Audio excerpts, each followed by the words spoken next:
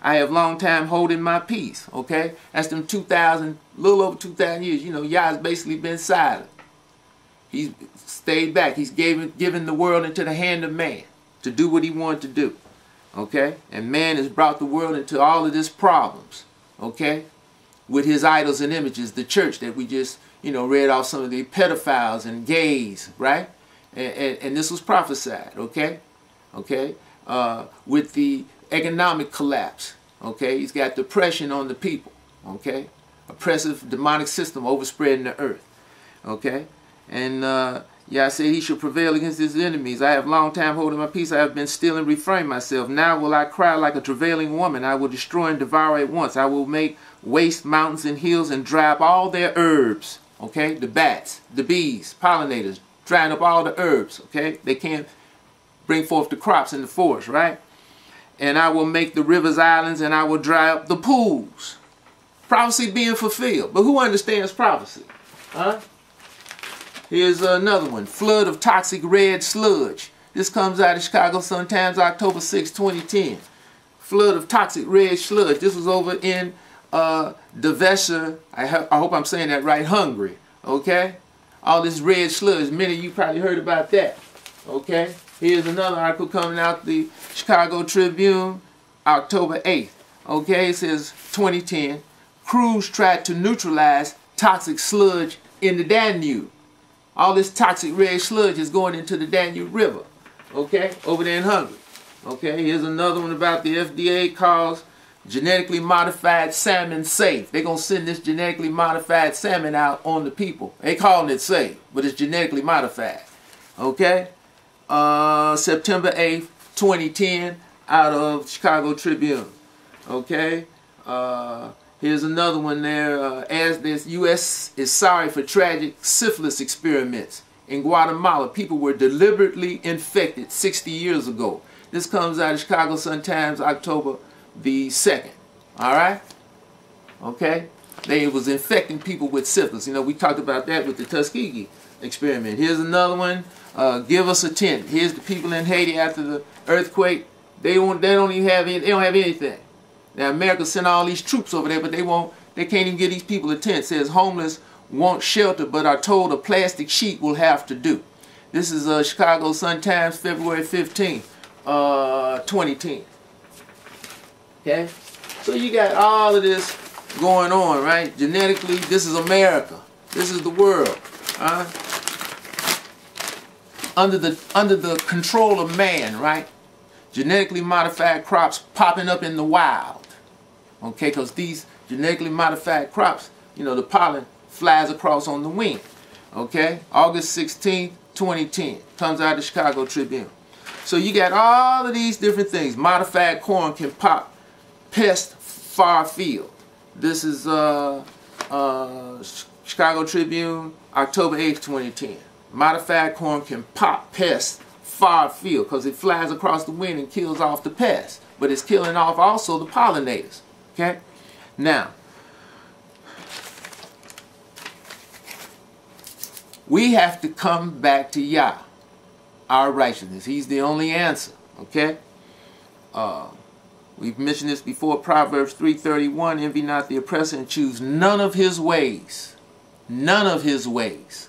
Okay? We got to stop eating of the king's meat, like Daniel chapter 1. Huh?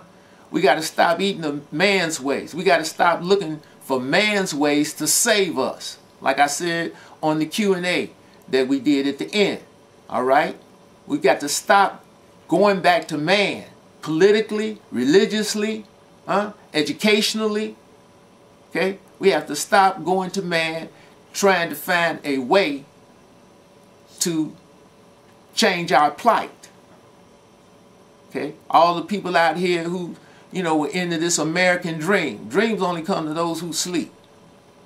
Now they're getting violently, rudely awakened to reality. Okay?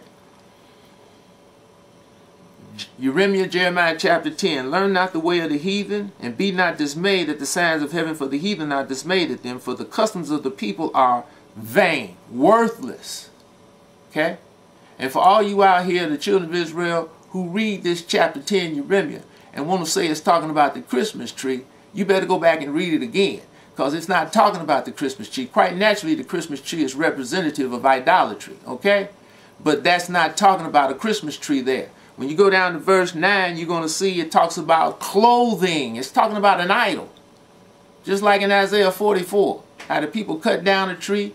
They took part of it. They shaped it into the image of a man or a woman. They put clothes. They oversprayed it with gold and silver and put clothes on it. It's talking about an idol.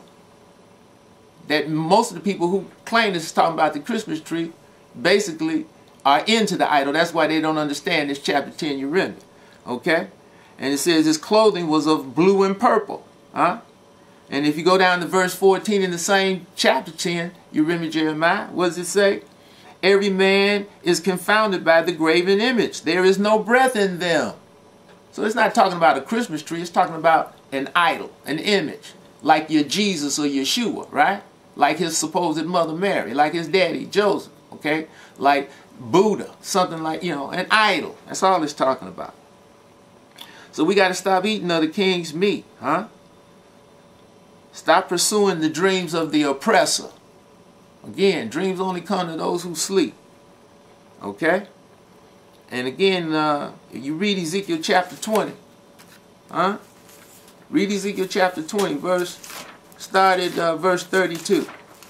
And we put that in the flyer we send out. We put that in there twice. And we put it in there twice for a reason. Okay? I'm just going to read this to you in verse 32. And that which comes into your mind shall not be at all, that you say we will be as the heathen, as the families of the countries, to serve wood and stone. Okay? As I live, saith the Lord Yah, surely with a mighty hand and with a stretched out arm and with fury poured out will I rule over you. And you've been just, you know, these articles, his fury being poured out. Okay? He says, and I will bring you into the wilderness of the people, and there will I plead with you face to face, like as I pleaded with your fathers in the wilderness of the land of Egypt. That's where we are, in the wilderness of the people. So will I plead with you, saith the Lord Yah, and I will cause you to pass under the rod, and I will bring you into the bond of the covenant. That's all of us who turn back to Yah, submit to his will and obey. And I will purge out from among you the rebels, and them that transgress against me, and I will bring them forth out of the country where they sojourn, and they shall not enter into the land of Israel, and you shall know that I am Yah. Okay? And as for you, O house of Israel, thus saith the Lord Yah, go ye serve every one his idols, and hereafter also, if you will not hearken unto me, but pollute my holy name no more with your gifts and with your idols. Okay? So all you who determine to serve idolatry and follow the ways of man, you keep on doing it if you want. It's not going to get any better for you, though. And again, we should have seen this. This is 2011. I just read different articles from 2009, 2010, 2011. I mean, you understand? Reconstruction was what? 1865. And you still got these so-called Negroes, blacks, African Americans, colors still trying to become assimilationist Negroes and African Americans blacks. That's why they don't say anything, because they keep calling themselves black. You know, light can't penetrate black. It means darkness, opaque. No light gets through. And that's what this word is, the law of Yah. It's his light. Go to Isaiah chapter 8. Verse 18, 19, 20. If they speak not according to the law and to the testimony, is why? Because there's no light in them. Just like in chapter 2, Genesis, when it says, even though Esau, he translated that the way he translated it, it's still there. When Yah says in 2:7 Genesis, he breathed the breath of what? Life. Through man, Adam's nostrils, he became a living soul. You're not alive until you got this law in your heart. And you know, when you got it, then you're alive. Then you got to make up your mind whether you're going to serve it, do it, obey it or not. Okay? Because Yah says, this is verse 40, chapter 20, Ezekiel, for in my holy mountain, in the mountain of the height of Israel, saith the Lord Yah, there shall all the house of Israel, all of them in the land, serve me. There will I accept them, and there will I require your offerings and the first fruits of your oblations with all your holy things. That's that temple. That temple has to be built.